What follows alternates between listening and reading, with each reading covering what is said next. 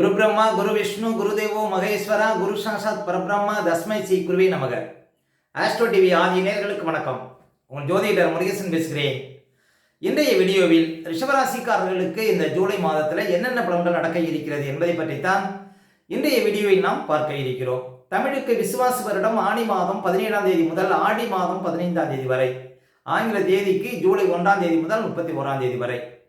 ரிஷபராசிக்காரர்களுக்கு இந்த ஜூலை மாத கிரக நிலவரங்களை பார்த்தோமானால், ராசிக்குள்ள சுக்கிரன், 2ஆம் இடத்திலே சூரியன் குரு, 3ஆம் இடத்துல புதன், 4ஆம் இடத்துல செவ்வாய் கேது, அதே போல ராசிக்கு 10ஆம் இடத்துல ராகு, 11ஆம் இடத்துல சனி சஞ்சரிக்கிறார்கள். அதே போல இந்த மாத கிரக பயிற்சிகளை பார்த்தோம்னா, ஜூலை 17ஆம் தேதி பாருங்க சூரிய ராசிக்கு 3ஆம் இடத்துல அமர இருக்கிறார். ஜூலை 26ஆம் தேதி சுக்கிரன் பாருங்க ராசிக்கு 2ஆம் இடத்துல அமர இருக்கிறார். ஜூலை 28ஆம் தேதி செவ்வாய் ராசிக்கு 5ஆம் இடத்துல அமர இருக்கிறார். இதான் பாருங்க இந்த மாத கிரக பயிற்சிகள். சரி, ரிஷபராசிக்காரர்களுக்கு இந்த மாதம் எப்படி இருக்கும் பாருங்க. ரிஷபராசிக்காரர்களுக்கு உங்க ராசிக்கு அதிபதினு சொல்லக்கூடியவர் சுக்கிரன் ராசிக்குள்ளே இருக்கிறார். அதாவது இன்னும் சொல்ல போனா இந்த மாதம் முழுவதும் ஜூலை 26ஆம் தேதி வரையும் உங்க ராசிக்கு அதிபதி சுக்கிரன் ராசிக்குள்ளே இருக்கிறார். இந்த மாதம் உங்களுக்கு நல்ல உடல் பலம், ஆரோக்கிய பலம் சிறந்து விளங்கும். அதே போல இந்த மாதம் சுக்கிரன் ராசிக்குள்ள இருப்பதனால புதுசா ஏதாவது வண்டி வாகனம் வாங்குறது, புதுசா ஏதாவது இடம் வாங்குறது, அதே போல பாருங்க இந்த மாதம் முழுவதும் உங்களுக்கு பணப்புழக்கம் அதிகரிக்கக்கூடிய வாய்ப்புகள் இந்த மாதம் உண்டுங்க.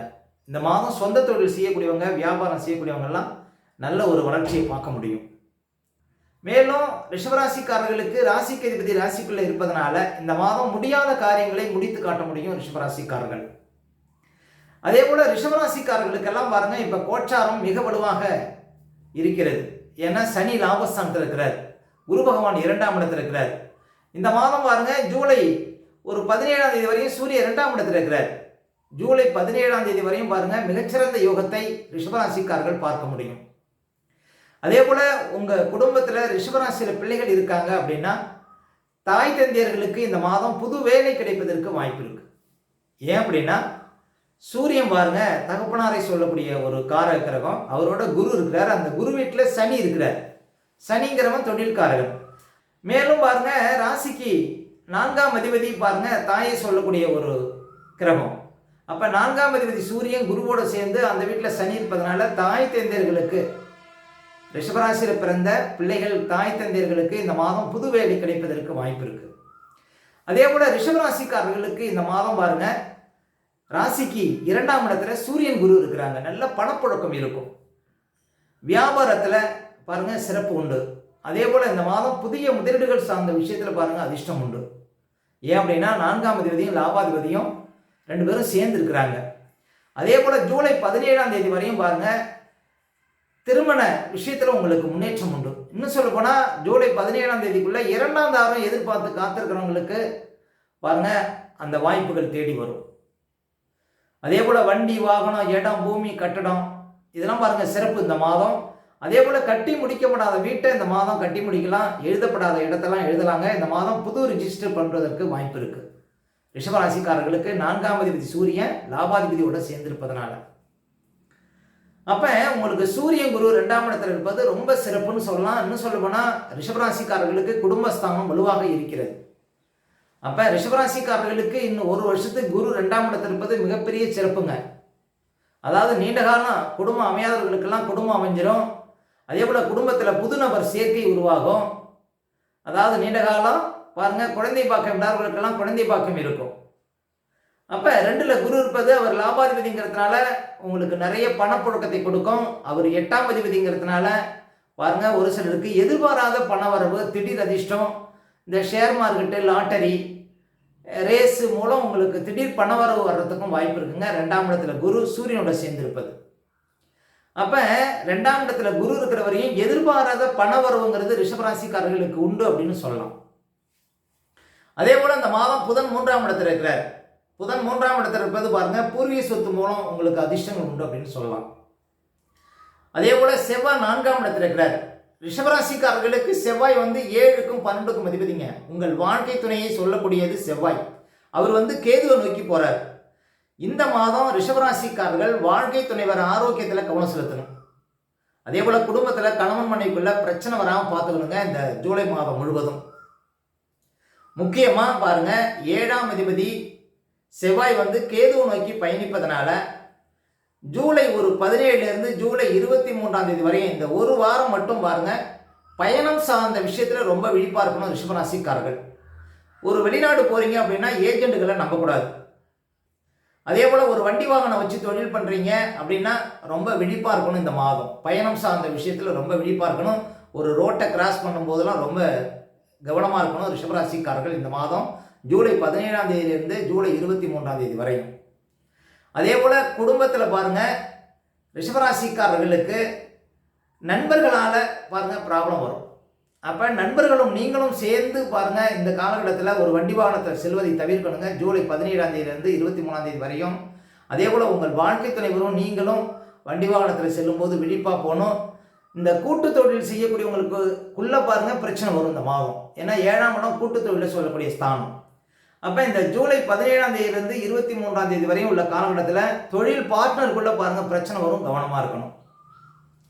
அதே போல் ஒரு வியாபாரம் பண்ணுறீங்க அப்படின்னா இந்த ஒரு வாரம் ஜூலை 17 23 வரையும் பெரிய முதலீடுகள் சார்ந்த விஷயத்தில் ரொம்ப கவனமாக இருக்கணும்.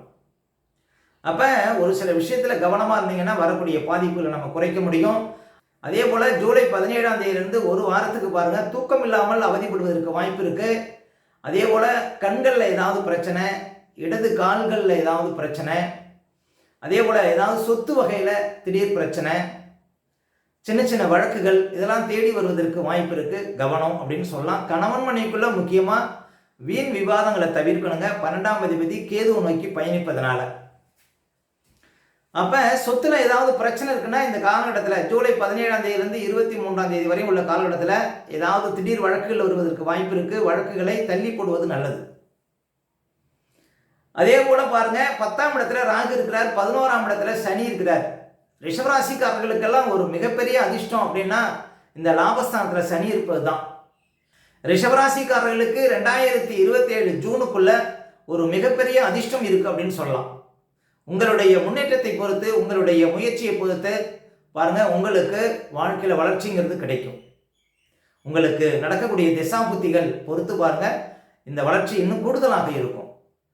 ஆனால் ரிஷபராசிக்காரர்களுக்கு 2027 ஜூனுக்குள்ள நிலையான பதவி, உயர் பதவி, அதே போல பாருங்க உத்தியோகத்தில் நல்ல ஒரு மாற்றம், புது வேலை கிடைக்கிறது, குடும்பத்தில் சுபகாரியங்கள், நினைத்தது நிறைவேறக்கூடிய ஒரு யோகம், நீண்டகால ஆசைகள்லாம் நிறைவேறக்கூடிய பாக்கியங்கள், வழக்குகள் சாதகமாக முடியக்கூடிய ஒரு நிலை, இப்படி எல்லாவற்றிலுமே சிறந்து விளங்கக்கூடிய ஒரு வாய்ப்புகள் சனி பகவானால் கிடைக்கும். அப்போ ரிஷபராசிக்காரர்களுக்கு சனி லாபஸ்தானத்தில் இருக்கிறது மிகப்பெரிய சிறப்புங்க. சனி பார்த்து கொடுக்குற சொத்து அழியா சொத்து. அப்போ ஒரு நிலையான பதவியை உங்களுக்கு தர இருக்கிறார் லாபஸ்தானத்தில் சனி பகவான் சஞ்சாரம் செய்வது. ஏன் அப்படின்னா 11ஆம் இடத்துல சனி சஞ்சாரம் செய்வது மிகப்பெரிய சிறப்புங்க. வாழ்க்கையில் மிகப்பெரிய உயர்வு, மிகப்பெரிய அதிகாரம், மிகப்பெரிய ஒரு கௌரவம் இதெல்லாம் உங்களுக்கு தேடி வரும் அப்படின்னு சொல்லலாம் லாபஸ்தானத்தில் சனி பகவான் சஞ்சாரம் செய்வது. ரிஷபராசிக்காரர்களுக்கு சனி ஒருவரே யோகாதிபதி, தர்மத்துக்கும் கர்மத்துக்கும் அதிபதியான இந்த சனி பகவான் உங்களுக்கு லாபஸ்தானத்தில் சஞ்சாரம் செய்வது மிகப்பெரிய ஒரு பாக்கியம், மிகப்பெரிய ஒரு யோகம் அப்படின்னு சொல்லாங்க 2027 ஜூன் வரையும்.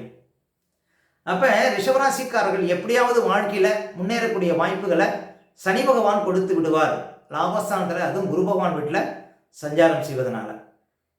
அடுத்த ரிஷபராசிக்காரர்களுக்கு சந்திராஷ்டமம். இப்போ ரிஷபராசிக்காரர்களுக்கு இந்த மாதம் எந்த தேதிகளில் சந்திராஷ்டமம் வரும் அப்படின்னு பார்த்தீங்கன்னா ஜூலை 8, 9, 10 இந்த தேதிகளில் உங்களுக்கு சந்திராஷ்டமம் வருங்க. இந்த தேதிகளில் மட்டும் கொஞ்சம் கவனமாக இருக்கணும். சந்திராஷ்டம தினங்களில் தான் நம்முடைய உடற்காரகன் மனோகாரகன் என்று சொல்லக்கூடிய சந்திரன் 8ல் மறையும் பொழுது நம்ம உடல் ரீதியாகவும் மன ரீதியாகவும் அந்த நாட்களில் பாதிப்படைவோம். அந்த நாட்களில் தாங்க இந்த பதட்டம், படபடப்பு, தெளிவில்லாத நிலை, மனக்குழப்பம் இதெல்லாம் கொடுக்கும். அதனால தான் சந்திராஷ்டம தினங்களில் புது முயற்சிகள்லாம் தவிர்க்கணும். அதே போல் வண்டி வாகனத்தில் செல்லும்போது பாதுகாப்பு கவசங்கள்லாம் கண்டிப்பாக அணியணுங்க. மற்றவங்கள்ட்ட பேசும்போதெல்லாம் ரொம்ப நிதானமாக பேச வேண்டிய நாள் பார்த்தீங்கன்னா இந்த சந்திராஷ்டம தினங்கள். அதனால் சந்திராஷ்டம தினங்களே அனுசரிங்கள், வாழ்க்கையில் வளம் பெறுங்கள்.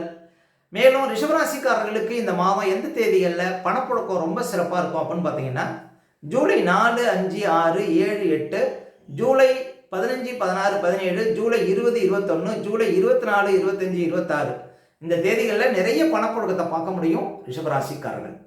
ஓகே, இந்த வீடியோ பிடிச்சிருந்தா லைக் கொடுங்க. உங்கள் கருத்துக்களையும் கீழே கமெண்ட்ஸில் பதிவிடுங்க. இன்னும் நம்ம பல வீடியோ கொடுக்க இருக்கிறோம். நம்ம சேனலை சப்ஸ்கிரைப் பண்ணுங்கள். பக்கத்தில் வர பெல் சிம்பலை கிளிக் பண்ணுங்க. நன்றி, வணக்கம்.